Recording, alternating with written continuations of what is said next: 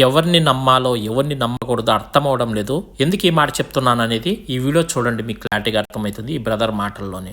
100 KD Kuwait తినాలు India money వచ్చి 27,000 maximum. నేను నష్టపోయాను recent గా. వేరే వాళ్ళకి వీసా ఉందని చెప్పినందుకు, నంబర్ ఇచ్చినందుకు అవతల పరారు అయిపోయాడు డబ్బులు తీసుకుని. వాళ్ళు వచ్చి నా మీద పడ్డారు. నేను కట్టాల్సి వచ్చింది, ఎందుకంటే కేవలం నంబర్ ఇచ్చినందుకు.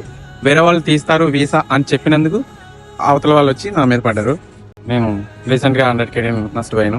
ఎవరిని కూడా గుడ్డిగా ఎవరు నమ్మకండి. చాలా మంది ఈ విధంగా చాలా మందిని మోసాలు అయితే చేస్తున్నారు. వీసాలు ఉన్నాయని చెప్పడము, మీరు అడ్వాన్స్ ఒక 20,000 వేయండి, 50,000 వేయండి, మీకు 10 రోజుల్లో వీసా వస్తుంది, ఒక నెలలో వీసా వస్తుంది అని చెప్పేసి మన దగ్గర అడ్వాన్స్ డబ్బులు వేయించుకుంటారు. మళ్ళీ మనం ఫోన్ చేస్తే రేపు వస్తుంది, ఎల్లుండి వస్తుంది, వారానికి వస్తుంది వీసా అని చెప్పుకుంటూ లాస్ట్ కు మన నెంబర్ ని బ్లాక్ చేసి పెట్టేస్తారు. మధ్యవర్తిగా అతను ఉండిన దానికి అతను 100 దినాల డబ్బులు కట్టవలసి వచ్చింది. చూడండి, ఈ విధంగా చాలా మోసాలు జరుగుతున్నాయి. ఎవరిని కూడా గుడ్డిగా నమ్మద్దండి. చాలా మంది ఈ విధంగా మోసాలు చేసేవాళ్ళు కువైట్ లో ఉన్నారు, ఇండియాలో కూడా ఉన్నారు. ఈ వీడియోని అయితే అందరికీ షేర్ చేయండి, లైక్ చేయండి, కామెంట్ చేయండి. మీ